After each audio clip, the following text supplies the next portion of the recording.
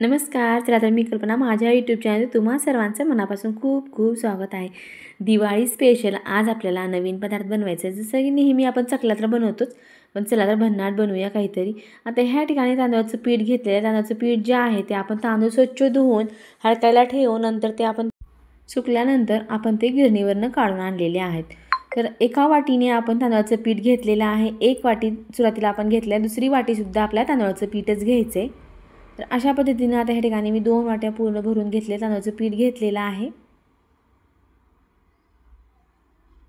आता ह्या ठिकाणी तिसरी वाटीसुद्धा आपल्याला पीठ घ्यायचे. आता ह्या ठिकाणी 3 वाट्या तर आपल्या ह्या ठिकाणी तांदळाचं पीठ घेऊन झालेलं आहे. चौथी वाटी आपण लास्ट घेतलेली आहे. एकूण आपण ह्या ठिकाणी 4 वाट्या तांदळाचं पीठ घेतलेलं आहे आणि 1 वाटी जे आहे ते डाळव्याचं पीठ घेतलेलं आहे. 1 वाटी आपल्याला ज्वारीचं पीठ टाकायचं आहे.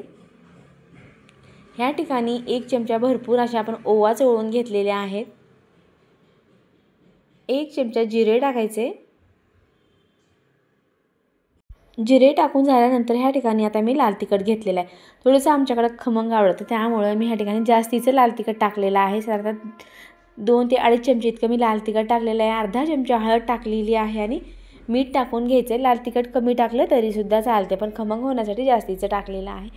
1 वाटी आणि आपण दुसरी वाटीसुद्धा तीळच घेतलेले आहेत. एकूण आपण ह्या ठिकाणी 2 वाट्या तीळ टाकलेले आहेत. तर अगदी छान खमंग आपलं हे प्रीमिक्स तयार झालेलं आहे. आता ह्या प्रीमीपासून तुम्ही दालवाटी किंवा चकली किंवा कोडबळे किंवा शंकरपाळी काहीही बनवू शकता. इतके छान बनून तयार होतात. एकाच पदार्थापासून भरपूर पदार्थ बनवता येतात. आता ह्या ठिकाणी कडकडीत तेलाचं 1 पळी इतकं आपण मोहन टाकून घेतलेलं आहे. मोहन जे आहे थोडंसं गरम असल्यामुळं लगेच हात लावायचा नाही. थोडंसं ह्या ठिकाणी आपण चमच्याने जास्त व्यवस्थित मिक्स करून घेतलेलं आहे. आता थोडंसं व्यवस्थित मिक्स झालं की आपण हाताने चांगलं प्रेस करून त्याला व्यवस्थित चोळून घेणार आहोत. जे की साठा जो आहे आपण घेतलेला तो सगळीकडे पिठाला लागला जाईल आणि जो पदार्थ बनवायचा आहे अगदी छान खुसखुशीत बनला जाईल आणि तेलसुद्धा लागणार नाही जास्तीचं. आता व्यवस्थित आपण हे सगळं चोळून घेणार आहोत. जर माझ्या चॅनलवरती नवीन असेल प्लीज चॅनलला एक लाईक करा, शेअर करा, सबस्क्राईब करा. जेव्हा मी असे नवीन व्हिडिओ बनवेल सर्वप्रथम तुम्हाला पाहायला भेटतील. आता ह्या ठिकाणी पीठ छान तयार झालेलं आहे. आता थोडं थोडं पाणी टाकून आपल्याला व्यवस्थित मळून घ्यायचं. या ठिकाणी मी कोमट करून घेतलेलं पाणी आहे, थंड घ्यायचं नाही. कारण कोमट पाणी घेतल्यामुळं काय होतं कुठलाही पदार्थ तुटणार नाही आणि व्यवस्थित तयार होतो. आता पाणी एकदम आपण थोडंसं टाकून घेतलेलं आहे. थोडंसं कोमट असल्यामुळे लगेच हात घालायचा नाही. थोडंफार आपण ह्या ठिकाणी असं चमच्याने व्यवस्थित मळून घेणार आहोत. चमच्याने व्यवस्थित मिक्स झालं की नंतर हातानं मळता येईल असं जेव्हा वाटलं तेव्हा आपण थोडंसं आणखीन पाणी टाकून आपल्याला हे पीठ छान जसं की नेहमी आपण चकल्यासाठी पीठ मळतो त्याच पद्धतीचं आपल्याला ह्या ठिकाणी आता पीठ मळून घ्यायचं आहे. आता ह्या ठिकाणी आणखीन थोडं मी ह्या ठिकाणी पाणी टाकून घेतलेलं आहे. तर तुम्ही हा व्हिडिओ कुठल्या भागातून पाहतात नक्की कमेंट करून सांगा, किंवा कुठल्या भागातून किंवा कुठल्या राज्यातून पाहत मलासुद्धा कळेल की माझा व्हिडिओ कुठल्या भागात पोहोचत आहे. आता पाणी थोडं थोडं आपण टाकून घेतलेलं आहे. छान ऑब्झर्वसुद्धा करत आहे. आता छान घट्टसर आपल्या ह्या ठिकाणी गोळा बनवून घ्यायचे. दिवाळीची तयारी चालू असताना भरपूर असे आपण दिवाळीचे व्हिडिओ अपलोड केलेले आहेत. ते सुद्धा नक्की तुम्ही एकदा पाहून घ्या. अगदी छान खमंग आणि कमी वेळामध्ये झटपट आणि कमी साहित्यात कसं बनवायचं ते सुद्धा दाखवलेलं आहे. आता ह्या ठिकाणी पीठ तर आपलं छान मळून झालेलं आहे. आता अशा पद्धतीने थोडं थोडं करून आपण साईडला ठेवून व्यवस्थित मळून घेणार आहोत. जे की चांगलं मळून घेतल्यानंतर पदार्थ तुटत नाही, त्यामुळे थोडंसं आपल्याला चांगलं व्यवस्थित मळून घ्यायचं आहे. आता असा एक गोळा तयार करून घेतला आहे. थोडासा आपण ते साईडला ठेवूया. आता नेहमी आपण चकल्या तर बनवतोच, पण आज आपल्याला चकली पात्र जर नसेल तर तुम्ही अशा पद्धतीनं पीठ मळून घ्यायचं आणि त्याचे थोडे छोटे गोळे करून ठेवायचे. आणि आता ह्या ठिकाणी गोळे तर मी ह्या ठिकाणी बनवून ठेवणार आहे आणि छोटे छोटे आपल्याला ह्या ठिकाणी कोडबळे बनवून घ्यायचे. जसं की नेहमी पहिल्याच्या काळामध्ये काय करायचे, असे कोडबळे खास करून आवर्जून बनवले जायचे. थंडीमध्ये तर आपण ह्या ठिकाणी असे बनवून खाल्लं तर अगदी छान सर्वांनाच आवडतात. एकदा बनवून ठेवलं तर आपण महिनाभराकरता सुद्धा आरामात हे खाऊ शकतो, बिलकुल खराब होत नाहीत. किंवा प्रवासामध्ये सुद्धा नेलं तर बिलकुल खराब होत नाहीत.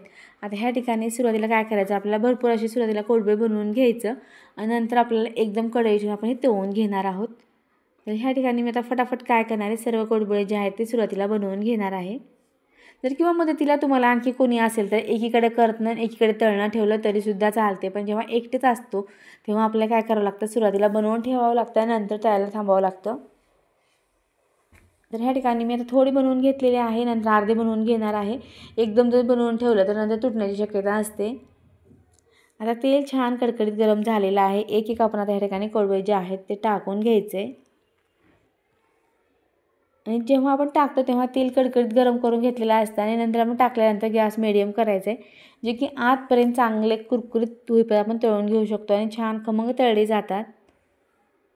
आता ह्या ठिकाणी एका साईडला छान तळलेले आहेत, तर आपल्याला हलवत दोन्ही साईडने आपल्याला चांगलं तळून घ्यायचं आहे. अगदी छान वाससुद्धा खमंग येत आहे. खाण्यासाठी कुरकुरीत आपले कोळंबे बनून तयार होत आहेत.